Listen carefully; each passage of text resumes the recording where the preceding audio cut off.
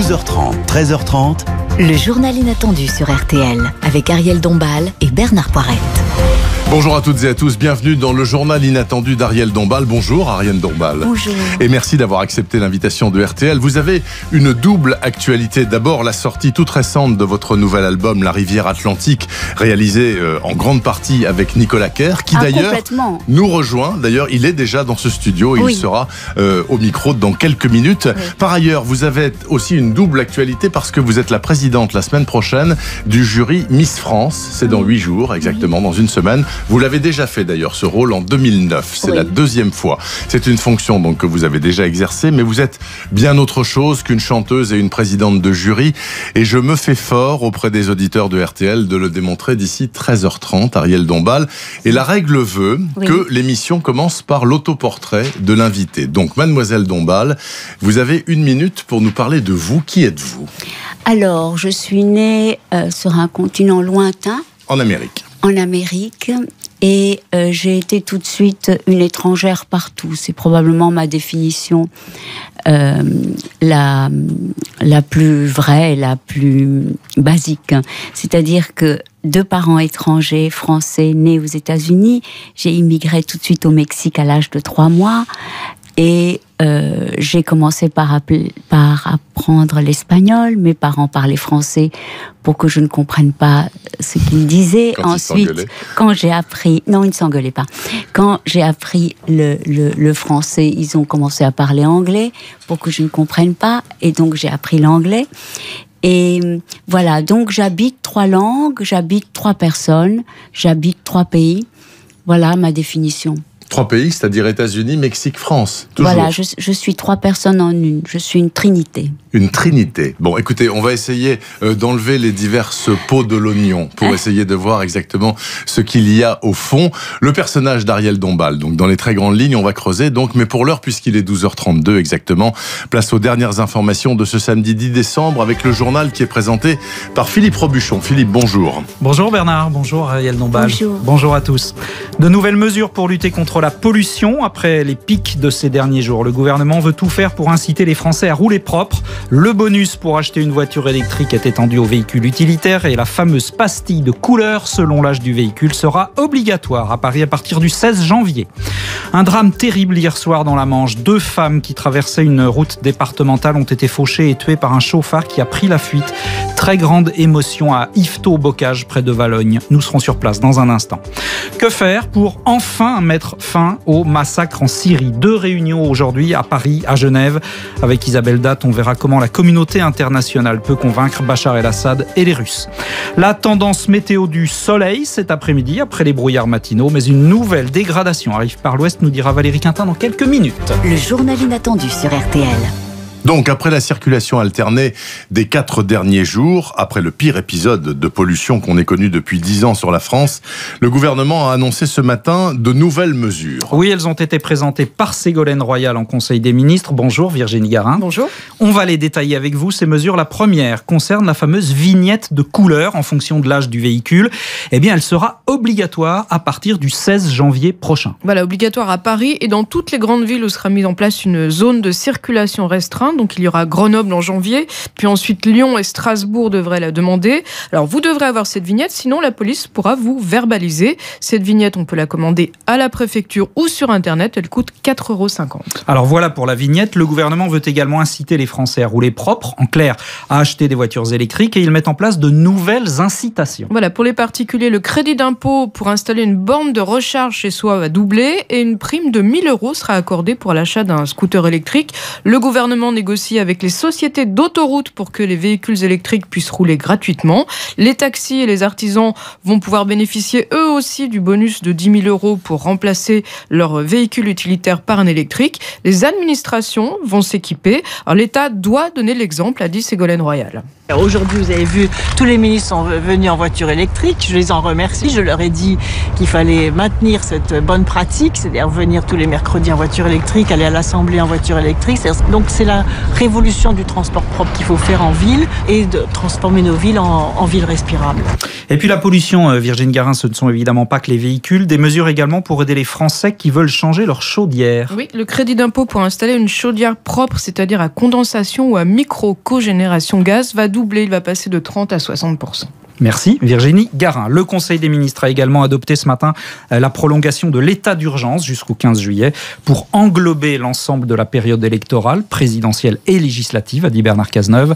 Le Parlement va se réunir cette semaine pour valider la prolongation. Il s'est passé un drame de la route absolument épouvantable hier soir en Normandie. 2 femmes d'une 50aine d'années ont été fauchées et tuées par un conducteur qui a pris la fuite. Oui, ça s'est passé dans la Manche entre Yvetot, Bocage et Valognes. Les 2 femmes âgées de 56 et 64 ans traversaient une route départementale. Elles s'apprêtaient à entrer dans un restaurant lorsqu'elles ont été percutées de plein fouet par une voiture roulant manifestement beaucoup trop vite. Une enquête est ouverte. À Yvetot, Bocage pour RTL, Julien Caillard. Oui, le drame a eu lieu hier en tout début de soirée sur cette départementale 902. Ici, la route sépare le restaurant dans lequel se rendaient les 2 victimes et le parking de ce restaurant. Les 2 femmes ont été percutées de plein fouet. Bruno, le patron du garage, situé juste à côté. Mon employé et ma femme étaient au bureau, ils discutaient la fin de la journée. On a entendu un bruit et lorsqu'ils sont sortis dehors, ils ont vu l'ampleur des dégâts. Des gens apparemment allongés sur la route et il s'est avéré que c'était les 2 dames tuées sur le coup. Le chauffeur ne s'est pas arrêté. Tout le monde est choqué. Ah oui. C'est vraiment dur, quoi. À cet endroit, la vitesse s'est limitée à 70 km/h, mais selon Bruno, traverser cette route reste extrêmement dangereux. Il y a 13-14 ans, un employé du restaurant avait été aussi renversé. Pourtant, c'est limité à 70, mais apparemment, c'est encore de trop. Les gens ne respectent pas. Ils passent trop vite. 4 hommes qui se trouvaient dans une voiture juste derrière le véhicule impliqué dans l'accident ont été particulièrement choqués. 3 d'entre eux ont été hospitalisés. Ce midi, les gendarmes poursuivent leurs investigations. Le chauffard qui roulait semble-t-il trop vite n'a toujours pas été retrouvé. Julien Caillard, l'un des correspondants de RTL en Normandie. François Hollande a présidé ce matin à Paris une cérémonie d'hommage aux victimes de la Seconde Guerre mondiale. Oui, à toutes les victimes civiles, handicapées ou malades. Et François Hollande en a profité pour défendre à cette occasion le modèle social français. Nous avons un devoir de vigilance face aux souffrances qui ne se voient pas, a dit le chef de l'État. Cet après-midi, il est attendu en Dordogne à Montignac. François Hollande doit inaugurer officiellement l'Ascot 4, une nouvelle reproduction de la grotte découverte il y a 76 ans. L'Ascot 4 a bénéficié, vous le savez, des technologies les plus modernes. Elle ouvrira au public jeudi prochain, le 15 décembre. Emmanuel Macron, lui, compte montrer ses forces cet après-midi. Il annonce son premier grand meeting de campagne à Paris. Il espère au moins 7000 personnes, porte de Versailles. Jacques Chirac va profondément mieux, c'est son gendre qui le dit. Frédéric Salabarou affirme même que l'ancien président va mieux qu'il y a 18 mois.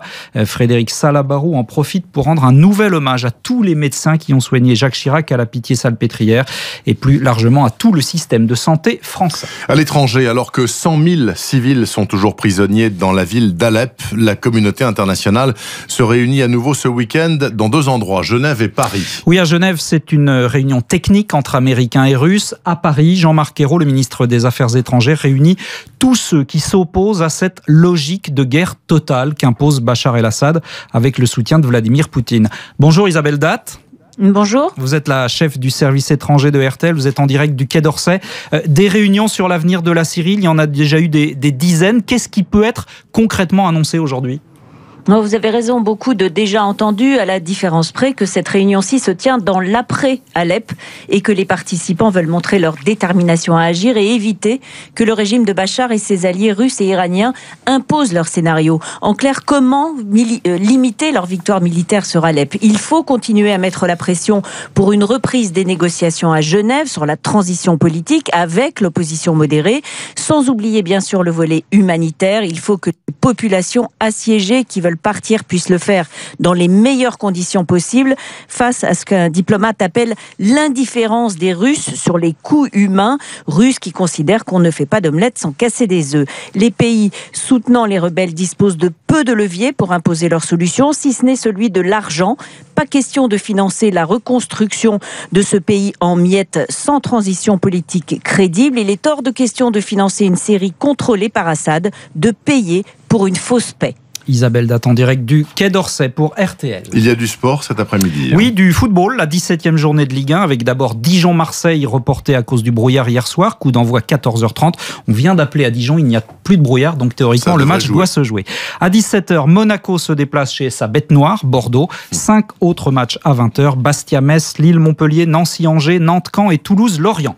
Rugby, 3 clubs français en Coupe d'Europe aujourd'hui. À 14h, Clermont chez les Irlandais d'Ulster. À 16h15, le Racing 92 reçoit les Écossais de Glasgow. Et puis à 20h45, le Stade Toulousain se déplace en Italie face aux Zèbres. Et puis encore une victoire pour le Français Martin Fourcade en biathlon. Il en a plus de 50 à son actif au plan international. Ce matin, c'était en Slovénie, la poursuite sur 12 km. La météo, Valérie Quintin, bonjour. Bonjour. On reste sur un beau temps d'hiver, froid dans l'ensemble, avec quand même une petite perturbation qui arrive par le nord-ouest. Oui, c'est vraiment pas grand-chose, simplement un ciel nuageux entre Vannes et Lille, donc ça implique toute la Bretagne, toute la Normandie également. Il n'y a pas de pluie pour l'instant, on aura quelques gouttes dans le courant de l'après-midi entre le Finistère et le Cotentin, et les nuages vont déborder jusqu'aux portes de l'Île-de-France ou encore de la région centre. Rien de sérieux, quelques nuages aussi entre les Bouches-du-Rhône et le Var, et puis des brouillards encore tenaces dans le sud-ouest, essentiellement entre Angoulême et Montauban. Reste les températures qui font pareil, le grand écart de 2 degrés à Dijon précisément, où il n'y a plus de brouillard mais où il fait toujours froid, jusqu'à 18 degrés à Ajaccio, 11 cet après-midi à Paris, à Tours et à Saint-Étienne. Merci beaucoup Valérie. À tout à l'heure Philippe, pour le rappel des titres à 13h. Ariel Dombal, est-ce que quelque chose dans le journal de Philippe Robuchon vous a particulièrement accroché l'oreille ? Probablement tout, oui, évidemment. Ce tumulte absolument incroyable, cet état anxiogène qui s'est emparé de la planète, et avec raison d'ailleurs, parce que, et notamment, ce qui doit nous faire le plus frémir et qui est absolument insupportable, c'est en effet toute cette population piégée à Alep, avec cet accord Bachar el-Assad et Poutine. C'est plus compliqué, Ariel, excusez-moi. Oui. En fait, c'est Nicolas Kerr qui parle là. Je disais, il y a 3 blocs en fait. L'Occident, dirigé par Goldman Sachs, Lehman Brothers. Un autre qui s'appelle Poutine, un autre qui s'appelle la Chine. La Chine s'en fout complètement, elle veut prendre les ressources de l'Afrique. Bon, il se trouvait que je pensais qu'en fait, via l'idiot de Trump, ça basculait dans Poutine, avec François Fillon aussi, qui est à fond du côté Bachar. Voilà. Et finalement, hier, Donald Trump a engagé des gens de Goldman Sachs dans son cabinet. Donc ça devient plus complexe. Éventuellement. C'est une manière de voir éventuellement les choses. Pourquoi pas. Oui. C'est Nicolas Kerr. C'est vraiment que les États-Unis basculaient dans le bloc Poutine. Et la France aussi, avec François Fillon. Et finalement, il ne peut pas s'empêcher d'avoir des Goldman Sachs. Donc, c'est plus compliqué. C'est peut-être un peu plus compliqué. Oui. Mais la question que je me posais, dans la mesure où votre mari, Bernard-Henri Lévy, est extrêmement impliqué dans ces choses-là, puisqu'il fait des documentaires régulièrement sur les Kurdes, sur la lutte antiterroriste. Il y était il y a 3 jours. Alors il y passe un bon moment, très régulièrement. Je me disais, est-ce que vous êtes aussi concerné qu'il l'est lui ? Évidemment. Mais est-ce qu'il vous a donné le virus ? Non, c'est pas un virus. C'est-à-dire qu'il faut quand même les outils intellectuels pour penser le monde, et il faut connaître l'histoire, et il faut être... Il suffit de lire, Ariel. C'est comme la lettre volée de Edgar Poe, c'est sous nos yeux. Non, mais je sais, c'est vrai, Nicolas a raison. Mais évidemment, l'engagement de Bernard-Henri, c'est l'engagement de toute une vie, n'est-ce pas ? Depuis l'âge de 20 ans, il est toujours allé protéger la veuve et l'orphelin, ça commence par ça, le droit des femmes, le droit des minorités, et c'est un engagement de toute une vie.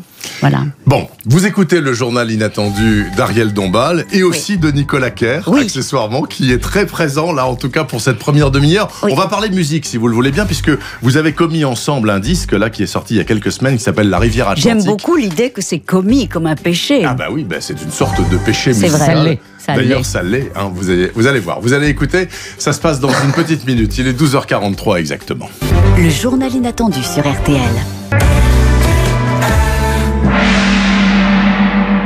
Le journal inattendu d'Ariel Dombal avec Bernard Poirette sur RTL.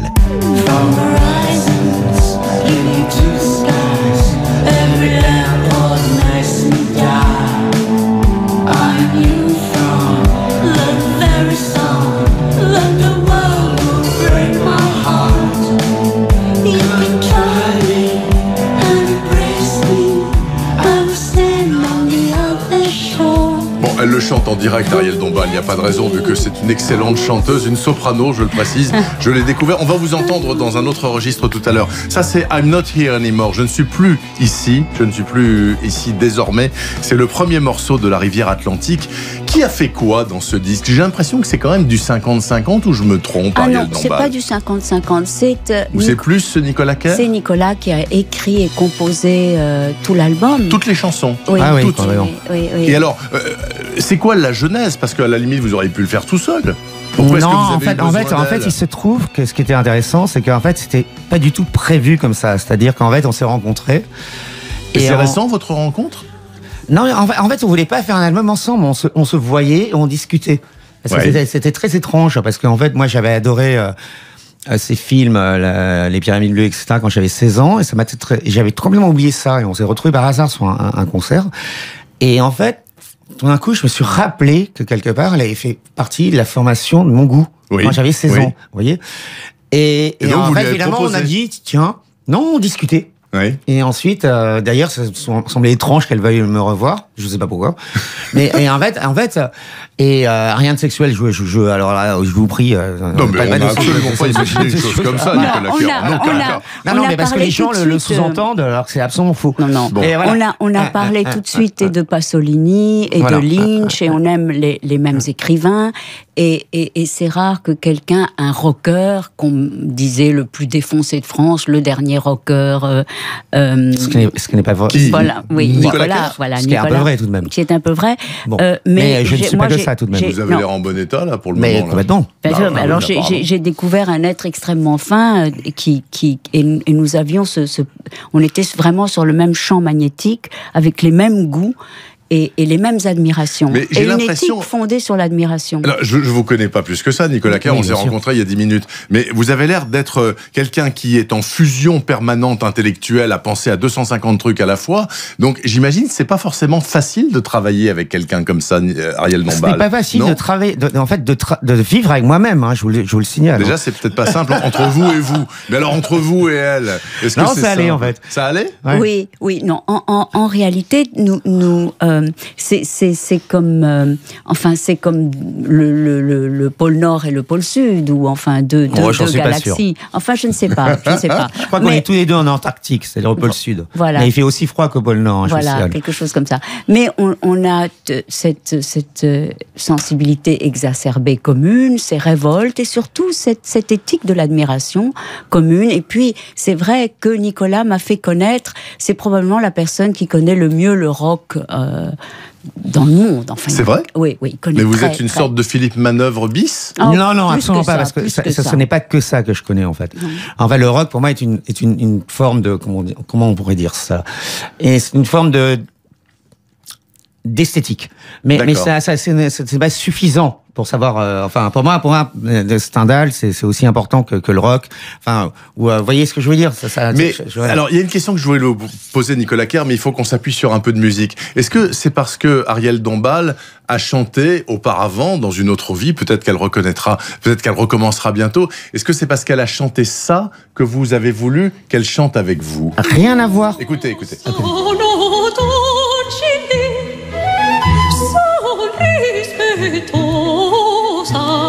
C'est Ariel Dombal. Voilà. Moi, je savais pas que vous avez été soprano, que vous étiez une grande chanteuse. Oui. Vous avez été chanteuse d'opéra. Oui, c'est ça. C'est-à-dire que j'ai fait quand le même. conservatoire de musique, et puis j'ai fait du bel canto, et j'ai eu de très très grands professeurs d'opéra. Donc c'est une partie de la musique que dans laquelle j'ai évolué. Voilà. Mais je n'ai jamais voulu être une chanteuse d'opéra, malgré le fait que mes professeurs me disaient, mais avec une voix comme ça, en or, comme vous savez, pourquoi faites-vous? Et j'ai toujours voulu, c'est la première chose, et j'avais cette espèce d'obsession, je voulais mettre des airs sacrés électro. Et ça, c'est déjà il y a 20 ans. Tout le monde me disait, mais non, avec le physique que vous avez l'air d'une innocente romantique, il faut avoir une toute petite voix et chanter des choses à la Françoise Hardy ou à la Brigitte Bardot. Ça vous C'est plaisait très pas? bien, François Hardy, attendez. Mais j'aime Non, c'est beaucoup. très bien. Exactement. Mais en tout cas, des airs sacrés électro, ça Oui. colle. Écoutez, ça colle assez bien avec ça. Eh ben voilà, je il y a trouve. C'est pas vraiment ça, parce c'est que pas- pour moi, vraiment Brahms. Avec la rivière. ça Vraiment pratique. Brahms ou j'en sais rien. C'est un truc, par exemple, la Passion sur Saint-Jean de Bach. De Bach, Ouais, oui. voilà, c'est beaucoup plus proche pour moi du Velvet Underground Oui. que ne peut l'être le yéyé. Vous voyez ce que je veux dire? C'est beaucoup Bien plus sûr. complexe que tout. Alors écoutez, on va revenir au disque dans un petit instant. Je voudrais bien qu'on écoute encore peut-être au moins un morceau, voire deux, pour qu'on ait plus ça un peu dans l'oreille. C'est très particulier. Ça d'ailleurs, c'est une autre plage.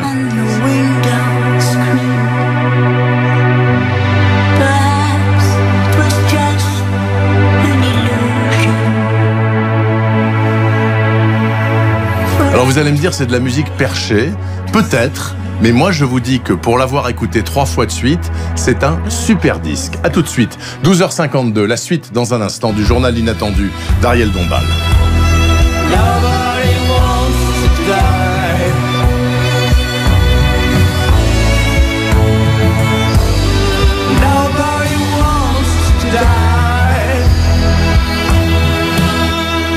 RTL, le journal inattendu.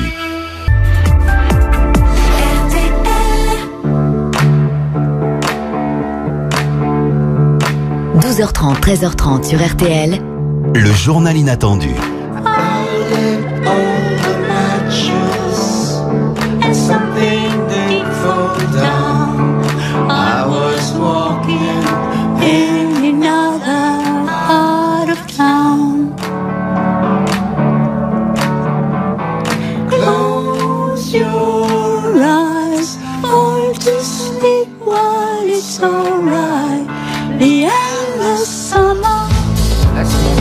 D'imiter du YouTube, de rock heroic, qui est une sorte de genre. Un été sans fin, c'est le deuxième morceau de ce très beau disque. Deuxième morceau, vous allez jouer tout le disque, je le précise, le 16 décembre prochain à 19h30 au Café de la Danse. Ce sera un concert unique. Un concert, oui, on en a déjà donné d'autres, mais là, le 16 décembre... Ce soir-là, une seule fois. À la Cité, avec Nicolas au Café Kerr. de la Danse, oui. Alors, vous avez visiblement beaucoup de plaisir à chanter. C'est un de vos grands plaisirs dans la vie, Ariel Dombal. Mais bien sûr, c'est plus qu'un plaisir. Je pense que c'est... Là, je vous ai rien demandé, mais vous avez chanté naturellement. Le micro était là, vous avez chanté la chanson. Puis mais vous savez, j'ai fait beaucoup d'études de musique, beaucoup d'études de chant. Et pour moi, le chant, c'est un moment de pure extase. Et comme dans toute ma vie, je vais toujours là où la nécessité m'appelle. C'est-à-dire que j'avais envie de faire cet album qui a été donc issu de cette rencontre avec Nicolas Kerr. Vous savez, quand on est dans des grandes maisons de disques, on vous propose tout le temps énormément de choses, de duos, et aussi de, dans une sorte de labellisation marketing. Et moi, j'ai été ce qu'on appelle en anglais a free spirit, vraiment un free spirit, libre. Voilà. Et cette rivière atlantique, cet album avec Nicolas Kerr, était pour moi absolument essentiel. Et 2 ans et demi, nous n'avons fait que ça. Et j'en ai fait les clips aussi. J'ai fait 7 clips déjà. Sur cet album. Voilà, sur cet album. Et ça fait partie d'une interaction essentielle. Il disait que le rock est aussi une esthétique.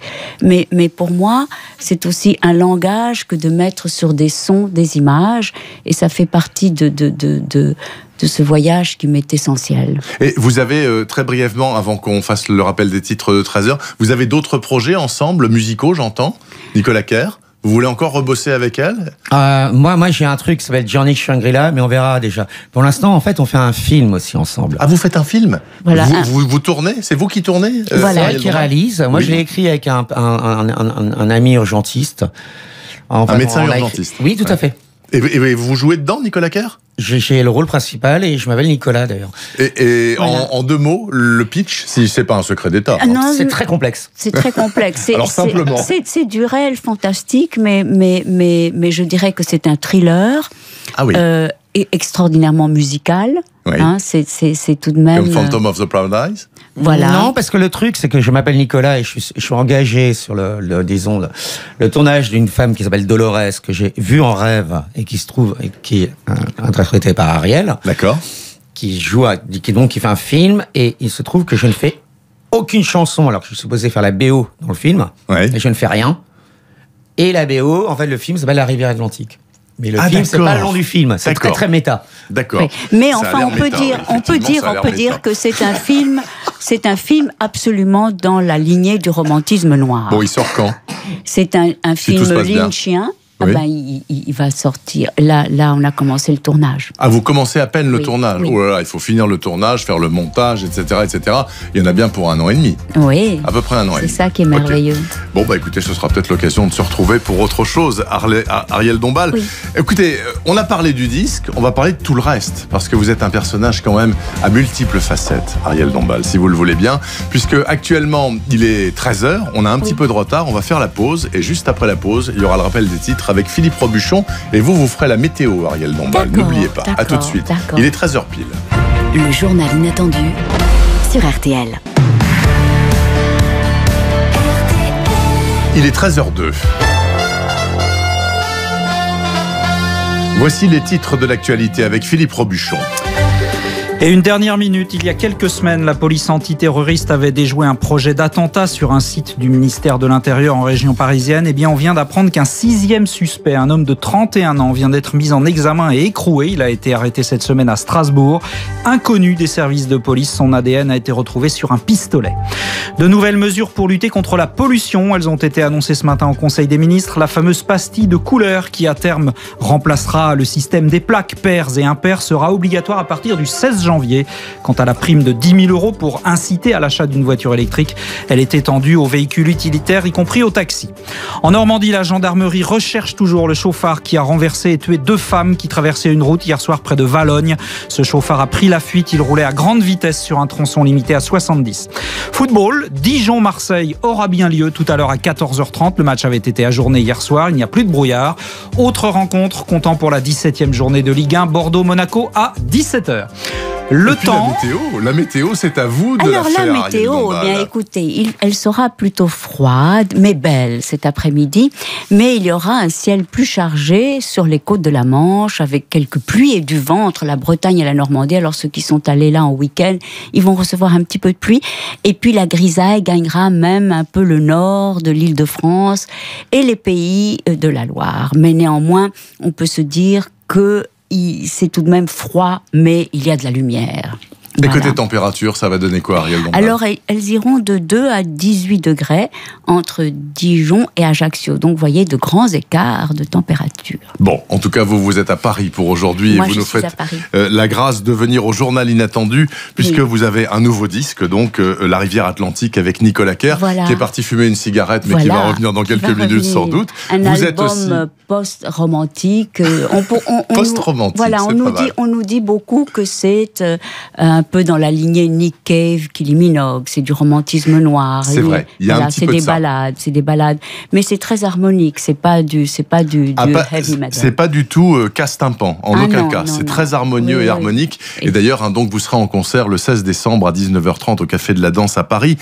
Autre chose de votre personnalité, Ariel Dombal, vous êtes très impliqué dans la reconnaissance des droits des animaux. Ça vous semble absolument invraisemblable que, en 2016, les humains, pour se nourrir ou pour leurs loisirs, tuent des bêtes, etc. Et donc, vous avez voulu qu'on fasse un reportage sur un collectif qui s'appelle Animal Politique, qui regroupe 26 organisations de protection animalière.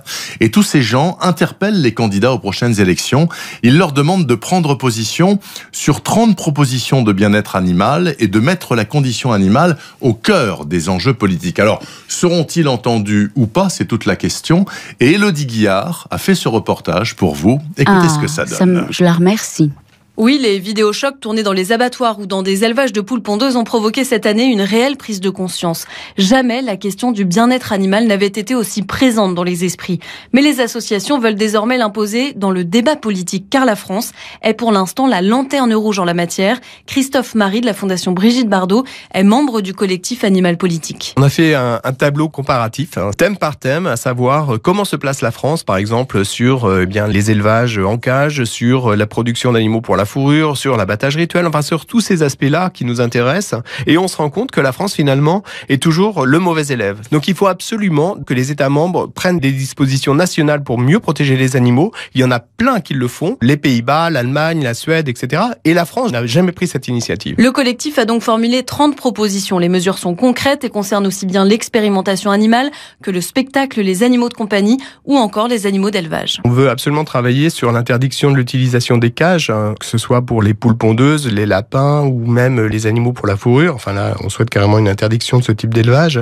Aussi la limite de durée des transports vers les abattoirs ou vers des lieux d'engraissement. Des mesures sur lesquelles les candidats à la présidentielle sont donc invités à prendre position. Mais pour Bruno Cotresse, politologue au Centre d'études de la vie politique française, ce n'est pas gagné. C'est compliqué parce que ça ne fait pas partie des grands sujets de préoccupation des Français comme l'emploi, le chômage, le pouvoir d'achat. Et donc les candidats aux élections, ils cherchent avant tout à envoyer des messages et à se positionner sur les principaux sujets. Et à travers la cause animale, et bien souvent il s'agit de parler de choses qui sont de dimension beaucoup plus profonde. Donc on touche là à des sujets qui sont des sujets qui vont beaucoup passionner ceux qui sont pour ou ceux qui sont contre. Des sujets sensibles comme la fin du gavage, l'interdiction des corridas ou encore l'abattage rituel.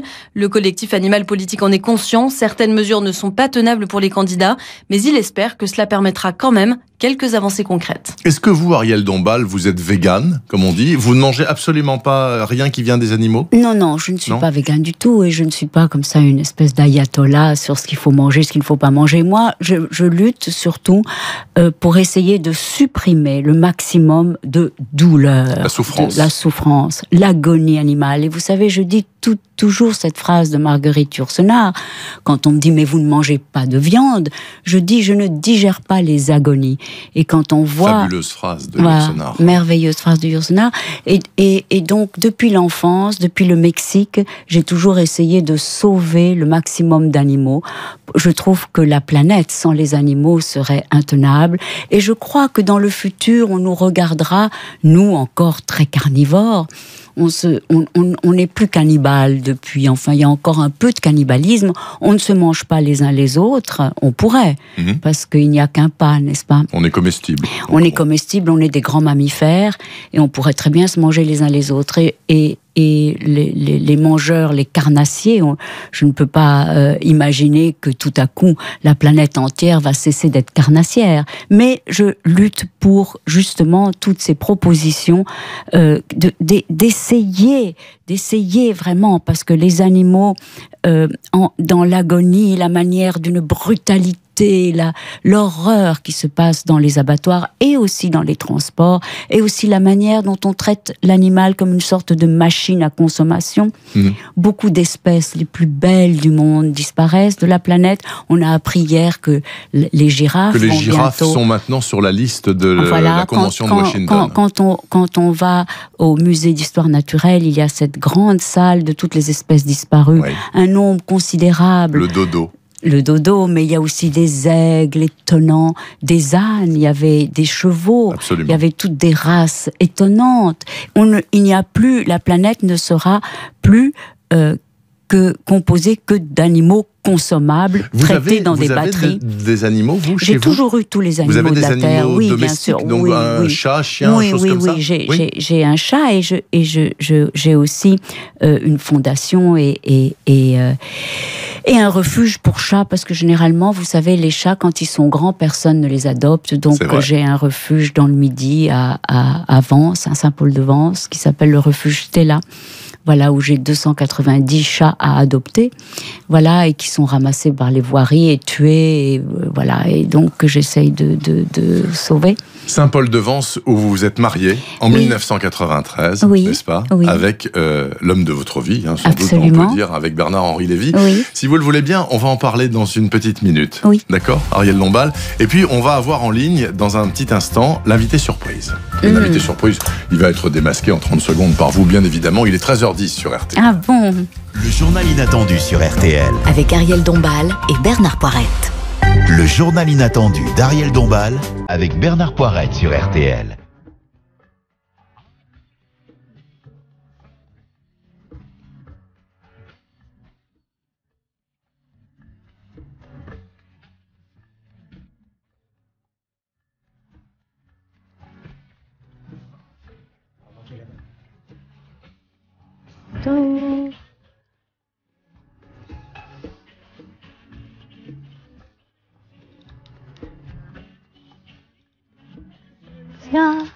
Comandante Che Guevara. Alors j'ai voulu qu'on revienne dans l'émission avec Ariel Dombal, avec Hasta Siempre, cette chanson, parce que je crois savoir que pendant vos 18 premières années au Mexique, vous l'avez beaucoup écoutée, cette chanson. Je l'ai même chantée. Vous l'avez même chantée, et je l'ai d'ailleurs, même vous enregistrée. la connaissez, vous connaissez les paroles. Dans un album qui s'appelle Diva Latina, il y a cet hymne à Che Guevara. Parce que moi, j'ai fait partie de cette jeunesse étudiante à Mexico et à l'école, où la figure du Che était comme ça, la figure de la révolution même, oui, voilà. Et je ne connaissais pas ni son passé africain, ni 1000 choses contestées autour du personnage du Che. Mais la mort de Castro, par exemple, ça vous a fait ni chaud ni froid Non, c'est pas ni chaud ni froid. C'est-à-dire que j'ai tourné un film, je suis restée avec Jean-Paul Belmondo 2 mois à Cuba. C'était le premier film qui se tournait après 30 ans. Et donc, nous avons vraiment bien vécu dans cette île. Ouais. Et nous avons vu les choses, et c'est vrai que c'était insupportable, cet embargo qui ne permettait pas aux femmes même d'avoir un rouge à lèvres, ni des Kleenex, et qui ne permettait, et tout était extraordinairement dur. Les gens gagnaient $7 par mois. Ils ne pouvaient rien acheter, et c'était vraiment un régime qui était devenu insupportable. La figure de Castro, on a toujours été très indulgent envers Castro, parce qu'il avait du panache, des ongles vernis, qu'il fumait le cigare, et qu'il era muy simpatico avec tous ces nombreuses balles. C'était un très grand Nicolas Kerr est revenu en studio. Balzac. Oui. Ah bon? Oui. Il était grand connaisseur de Balzac. Vous voyez, voilà. Mais surtout, ce qui vous... Oui. Moi, il me semble, d'après tout ce que vous m'avez dit, ce qui vous sied vraiment dans cette figure, c'est la figure d'Anne Victoire. Mais j'ai pas envie d'en parler comme ça, parce que c'est très difficile. Oui, c'est-à-dire que j'ai eu une sœur qui était une stepsister. Une belle-sœur. Une belle-sœur, c'est ça, qui était la fille de la nouvelle femme de mon père. Oui. Et donc, qui a été... Votre belle-mère avec qui vous vous entendiez pas bien. Hein, non, c'est plus compliqué que ça, mais enfin, je l'admirais. Mais bon, elle avait une fille, Anne Victoire, qui, elle, s'est engagée vraiment avec toute la gauche d'Amérique latine, et le commandant de Marcos, et qui était extraordinairement, le subcommandant Marcos, et qui était vraiment toujours à la pointe des combats le plus de gauche, et comme elle était d'un milieu aristocratique français, évidemment, elle a été très désavouée par sa famille, et elle a eu, à cause justement de peut-être sa pensée extraordinairement révoltée, une triste fin. Voilà. Donc, je précise qu'Ariel Dombal s'appelle, si on prend tout son état civil, Ariel Laure Maxime Sonnery de Fromental. Et Dombal, c'est le nom de jeune fille de sa maman. Voilà, vous avez gardé ce nom-là, alors que votre nom complet, c'est celui que je viens de donner. Oui. On a tout de suite en ligne au téléphone l'invité surprise d'Ariel Dombal. Bonjour, invité surprise, est-ce que vous nous entendez bien? Oui, hola Arielita. Pero ¿quién es? Porque no reconozco la voz. La voz es muy complicado, pero la niña es muy querida. Ah, ya sé quién es. Oye, yo soy la madrina de tu hija. Alors bon, il parle en espagnol. Alors, elle lui demande, est-ce que je suis la marraine de ta fille? Oui. C'est bien ça? Est-ce que oui? Est-ce que c'est le cas? Non? ¿No eres Bertrand Burgala? Non, ce n'est pas Bertrand Burgala. Pero no entiendo esta voz, oyes. Ah, elle ne comprend pas. Donc il faut parler peut-être en français pour les auditeurs. Peut-être en français. Allez, Arielita, bonjour.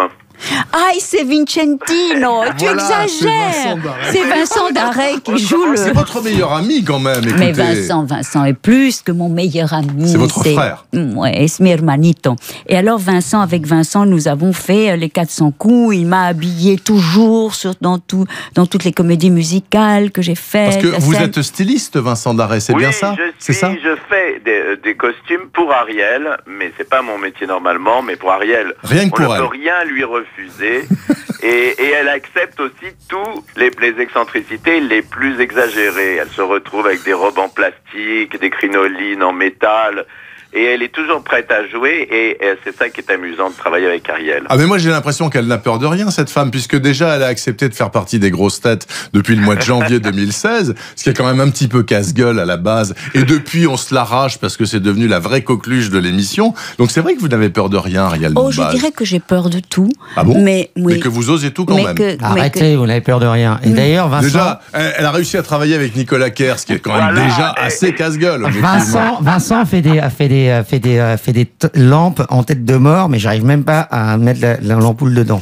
Oui, mais c'est extraordinaire. Vincent est un immense styliste qui fait maintenant des meubles et qui est un grand décorateur aussi, et qui a travaillé très longtemps d'abord dans la mode et qui est resté une figure de mode, ce qui est absolument étonnant. Je pense que c'est la seule personne qui surfe comme ça sur la crête de la mode éternellement. Mais toi aussi tu surfes, Ariel. Moi aussi je surfe à mort. Elle est entre plusieurs mondes.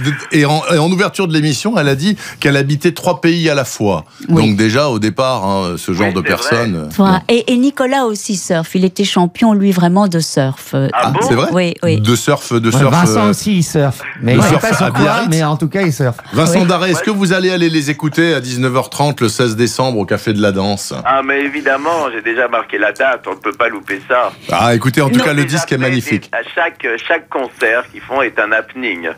Oui, c'est vrai. La dernière fois, Vincent m'a renversé une bière sur la tête. Moi, je me rappelle pas. Oui, qu'on me l'a dit. C'était au salaud. De moi. Nicolas a réussi à faire comme on faisait dans les années 77, à la meilleure époque du punk, se casser le nez, saigner et continuer à chanter. Sur scène, d'accord. Sur scène. Ah bah, oui, ça c'était le premier concert au bain-douche. Nicolas était le visage en sang et continuait. Et en effet, c'est une attitude très punk et en même temps très belle. Les gens. Non, c'est dandy. C'est une habitude non, je déteste les dandys, c'est pas ça que je veux dire. Envie aux gens de venir, je suis sûr. Merci Vincent Darré en tout cas de nous avoir consacré quelques minutes Vincent, et surtout my darling. Et surtout à Ariel Dombal. Donc vous avez rendez-vous le 16 décembre au Café de la Danse. Ok. Il est 13h20 sur RTL. Suite et fin du journal inattendu d'Ariel Dombal en français, s'il vous plaît, dans les 10 prochaines minutes, juste après la pause. À tout de suite. Le journal inattendu d'Ariel Dombal avec Bernard Poirette sur RTL. Et le troisième personnage, peut-être quand même pour finir cette émission, c'est forcément Bernard-Henri Lévy. C'est votre coup de foudre à Milan. Bon, d'accord. Ensuite, vous vous mariez en 93 à Saint-Paul-de-Vence. Vous avez souvent dit, Ariel Dombal, que vous êtes magnétiquement inséparables. Alors, vous vivez ensemble, mais vous avez vos vies parallèles, vous avez vos activités personnelles, etc. Et puis ensemble, vous avez fait un film. En fait, lui a fait un film qui a été objectivement très très mal reçu par la critique. Oui, ça a été bien une entendu, catastrophe. mais vous savez comme ça s'appelle toujours. Le jour et la nuit. Écoutons juste ce petit extrait. Moi, je l'ai aimé. Attendez, je voudrais y revenir. Allez-y. J'aurais dû venir plus tôt. J'en avais envie, tu sais.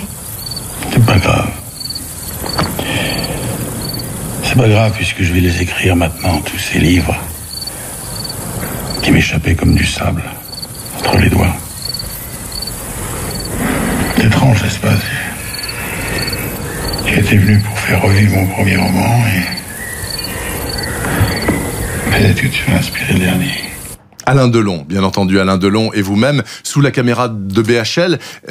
Ça a été mal reçu. Est-ce qu'il l'a très mal vécu, ça, Bernard-Henri Lévy? Et vous-même? Non. Il a écrit un livre qui s'appelle Comédie là-dessus. Sur l'après-film? Exactement. Attendez, je voudrais savoir ce que vous en pensez. Non, mais je vous dis juste un truc, c'est que moi, je suis allé le voir au cinéma. Oui. Parce que je me disais, j'avais déjà lu des livres de Bernard-Henri Lévy bien avant. Ils sont formidables. Bien avant d'avoir connu Ariel et Bernard-Henri. Et moi, je suis allé le voir au cinéma parce que je me dis, c'est pas possible que quelqu'un se fasse autant assassiner. Oui. Et moi, je l'ai aimé. Voilà, c'est tout. Bon, ça c'est dit. Mais vous, Ariel Dombal, moi, bien. Vous aussi, vous l'avez aimé forcément. Forcément. Et puis, vous savez, ça, c'est une espèce de tradition qui part un petit peu, mais qui est encore ancrée dans la France. Dès que l'on change de territoire, on vous tire dessus. Bernard-Henri, pour son premier film, avec sa Dulcinée, moi, avec Lorraine Bacal, Alain Delon, Jean-Michel Jarre, Oh bah, il y avait un casting d'enfer. Hein, non, pour la musique. Pour la musique, Jarre. Voilà, Jarre, pardon. Et ce film international, enfin, extrêmement, qui est parti à Berlin, en fanfare, etc. C'était évidemment trop simple de lui tirer dessus, et c'est ce qu'on a fait. Mais vous savez, tous les grands films ont toujours comme ça, tant mieux. Il faut que les films sont faits pour provoquer et pour exister, même d'une manière négative. L'indifférence, et vous savez qu'il y a 380 films par an en France, oui. On peut en citer 2 ou 3, voilà. Donc la grande faucheuse de films qui ne sont même pas perçus, c'est ça dont il faut se lamenter. Là, en effet, c'est un film qui entre dans la mythologie du plus mauvais film de l'histoire du cinéma. Mais quelle merveille. Débile, parce que c'est pas vrai du tout. Moi, j'étais vraiment allé voir au cinéma au moment où il est sorti. Oui. Alors, Ariel Dombal, absolument pas. Ariel Dombal, non, le film était superbe. Il nous reste 2 petites minutes, Ariel Dombal, et je voudrais revenir sur un dernier aspect peut-être de votre personnalité, enfin, parce qu'on pourrait y passer des heures encore, mais vous assumez parfaitement, vous, qui êtes une femme, de ne pas avoir d'enfant, de ne pas en avoir eu et de ne pas en avoir vraiment voulu.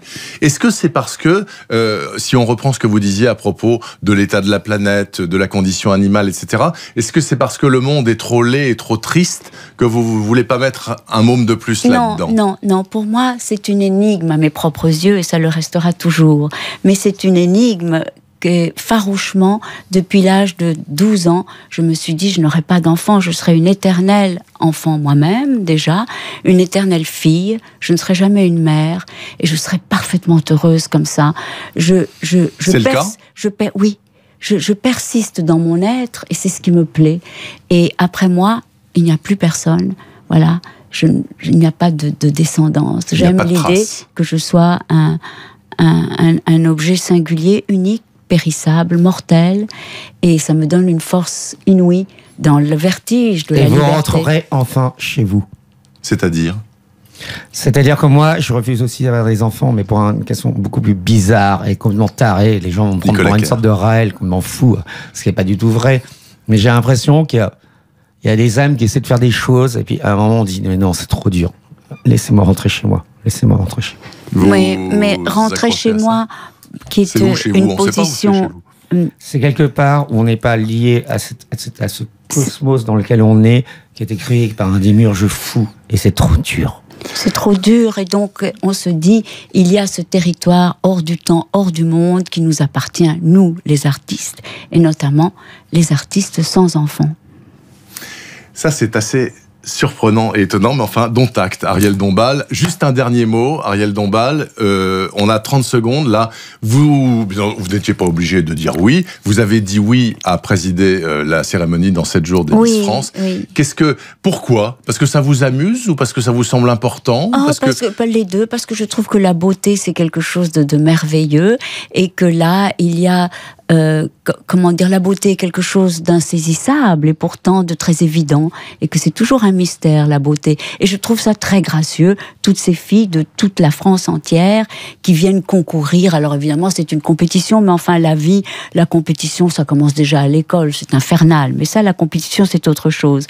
Mais il y a comme ça cette grâce de vouloir être l'élue et d'être la plus belle fille de France. Et je trouve ça tout à fait gracieux et assez enchanteur. Ça me plaît. Donc la dernière fois, j'étais avec Jean-Paul Gaultier et on a beaucoup ri aussi, et voilà. Et cette fois, j'ai aussi un jury et nous allons élire la plus jolie fille de France. Voilà, ce sera samedi prochain, exactement. Moi, j'ai une dernière phrase, je vous en prie. Dites. Même dans ce cosmos carcéral dans lequel nous avons été plongés, il reste tout de même qu'il demeure un océan de tristesse et de beauté.